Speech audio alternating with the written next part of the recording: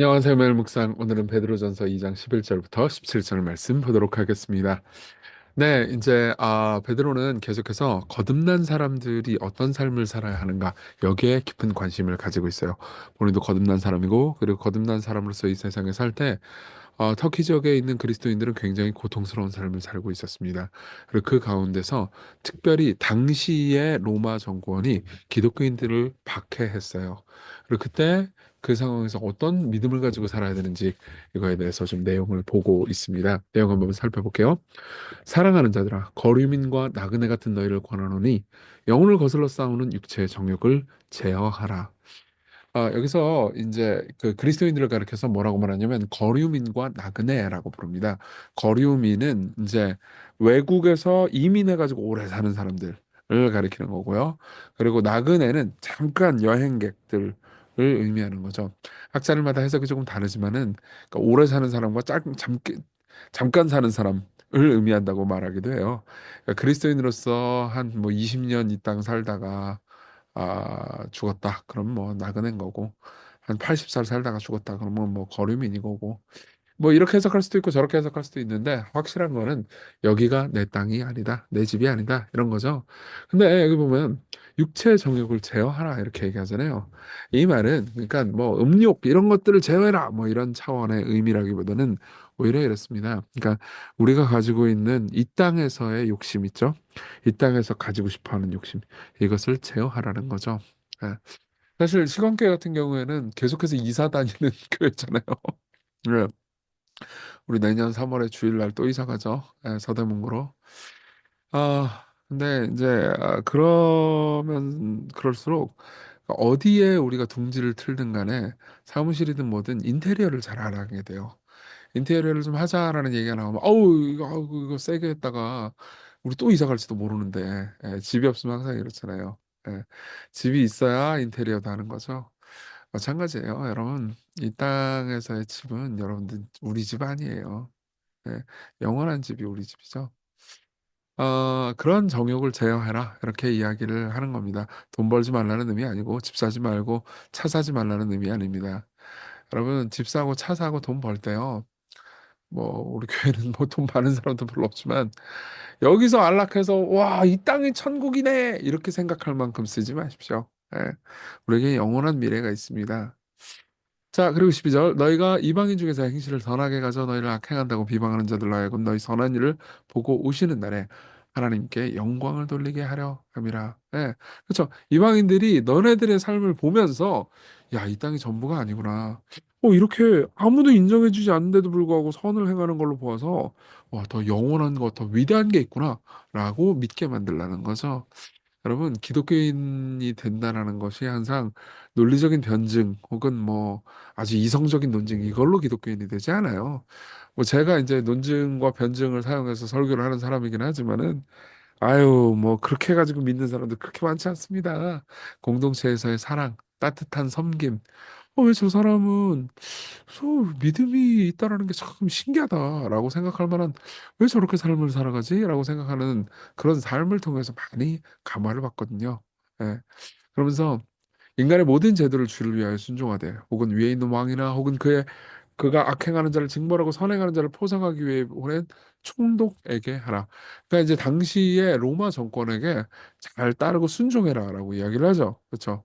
왜냐하면 그때 당시 로마 정권에게 박해받고 있었기 때문에 그거를 보고 이제 막 이렇게 폭력적으로 저항하지 말라는 거죠. 곧 선행으로 어리석은 사람들의 무식한 말을 막으시는 것이라. 너희는 자유가 있으나 그 자유로 악을 가리는 데 쓰지 말고 오직 하나님의 종과 같이 하라. 무사람을 공경하며 형제를 사랑하며 하나님을 두려워하며 왕을 존대하라. 그러면서 그러니까 거르민과 나그네로서 이 세상과 어떤 관계를 맺어야 되는지에 대해서 얘기해 줍니다. 기본적으로 이 세상을 잘 따라야 합니다. 예.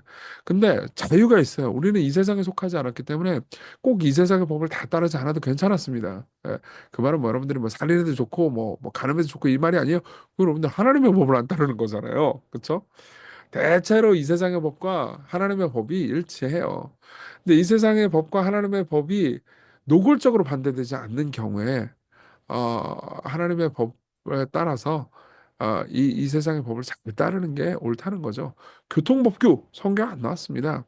나는 교통법 교육 따위 필요 없어. 나는 10계명만 지키겠다. 제가 종종 그런 바보 같은 짓을 운전하다가 할 때가 있는데 회개하겠습니다, 여러분. 예, 교통법규 잘 지켜야죠. 예. 자유로 악을 가리는 데 쓰지 말고 오직 하나님과 종과 같이 하라. 못사람은 공경하고 형제를 사랑하며 하나님을 두려워하며 왕을 존대하라. 이게 이 땅에서 우리가 나그네와 거류민으로서 삶을 살아가는 방식이다. 이렇게 이야기를 해주는 거죠. 좀 적용해 볼게요. 첫 번째, 이런 방식의 삶이라는 게 여기에 어울리지 않는다. 내가 이것을 항상 생각하면서 삶을 살라는 거예요.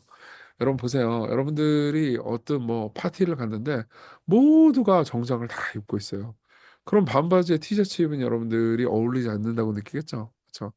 뭐 꼭 같지는 않지만 이 세상의 철학, 이 세상의 가르침이 우리가 어울리지 않아요. 생각해보면은 결혼 전에는 우리 교회 청년들도 많으니까 결혼 전에는 성관계를 가지면 안 된다. 이거 요즘 세상에 드라마, 영화 보면은 말도 안 되는 조선시대 이야기죠. 예. 근데 그리스도인들은 성을 소중히 여기고 결혼을 소중히 여기고 하나님을 소중히 여깁니다. 여러분들은 다른 세계 사람들이에요. 예. 그렇기 때문에 주일이 안식일인 이유는 같은 나라 사람들을 만나는 자유 혹은 같은 나라 사람들을 만나는 자유, 안식이 있기 때문이에요. 제가 그 캐나다에서 공부할 때 이제 저는 네이티브 교회를 다녔거든요. 저기 미국인 아니 캐나다 사람들 다니는 교회를 다녔었는데 그럼에도 불구하고 가끔 어떻게 하다가 한국인들 교회를 갈 때는 너무 좋았어요. 일단 한국어를 쓸 수 있어서 좋죠. 영어를 제가 잘 못하니까. 그리고 김치 먹고, 예, 막 떡국 먹고 너무 좋았어요. 예. 그러니까 여러분, 시광교회가 선교적인 교회가 되어야겠지만 모두가 또 주 그리스도를 따르는 제자들이 되어야 합니다. 그렇지 않으면 그리스도인들에게 안식을 줄 수 없는 교회가 되겠죠. 예. 그것은 우리에게 쉼을 줍니다. 그러니까 주일이 안식일인 이유는 뭐 와가지고 아무것도 안 한다 그러면서 안식이라기보다는 이 땅에서 우리 국적이 아닌 곳에서 삶을 살다가 이제 같은 국적끼리 모이기 때문이에요. 여러분들 모두 그런 은혜가 계속해서 있었으면 좋겠습니다. 예. 우리는 이 세상의 제도와 법에서 자유하지만 아까 잠깐 얘기했죠. 세상을 섬기고 지혜롭게 살기 위해서 세상을 따라야 되는 거죠. 이게 주의 자녀로 세상을 살아가는 겁니다. 예수님의 삶을 자세히 보면서 다시 한번 요거를 묵상했으면 좋겠어요. 예수님 역시 이 세상의 법을 존중하면서 살아가셨어요. 가이사의 것은 가이사에게, 하나님의 것은 하나님께 바치라 이렇게 말씀하셨습니다. 근데 예수님이 이 땅에 있을 때 그분은 또 자기 자신의 고난을 불의한 권력 앞에서 그냥 받아들이셨거든요. 이 말을 오해하지 마십시오. 불의한 권력을 다 따르고 비판하지도 말고 그냥 무조건 순종해라 이런 의미가 아니에요. 예. 예수님은 불의한 권력을 불의한 권력이라고 하셨습니다. 요한복음 19장 11절에서는요. 빌라도를 향해서 위에서 주지 아니하셨다면 나를 해할 권한이 없었다 이렇게 말씀하세요. 예. 근데도 불구하고 불의한 권력에 의해서 희생당하십니다. 근데 그게 그분이 주권이 없어서 희생당하는 거냐? 그렇지 않죠. 이를 내게서 빼앗는 자가 있는 것이 아니라 내가 스스로 버리노라. 나는 버릴 권세도 있고 다시 얻을 권세도 있으니 이 계명은 내 아버지께서 받았노라. 예. 그분은 기꺼이 우리를 위해서 선택하셨습니다. 그분은 말씀 한마디로 손가락 한 번 딱 튕김으로써 천사들을 보내서 빌라도고 뭐고 로마 정권이고 다 멸망시킬 수 있었지만 그분은 그렇게 하지 않으셨어요. 왜요? 우리를 구하기 위해서요. 그분은 우리를 구하기 위해서 때로는 불의 앞에서 희생당하셨습니다. 예. 이걸 불의에 절대 저항하지 말라 이렇게 이해하지 마십시오. 예. 우리가 이 땅에서 살아가는 모든 이름이 진짜 이름이 아니고 우리가 얻는 것이 진짜 얻음이 아니라는 것을 기억하라는 거죠. 예. 우리 같이 기도하겠습니다. 사랑이 중요합니다. 복음을 해서 진정한 자유를 누리면서 사랑으로 주의 법에 매이는 종이 되게 해달라고.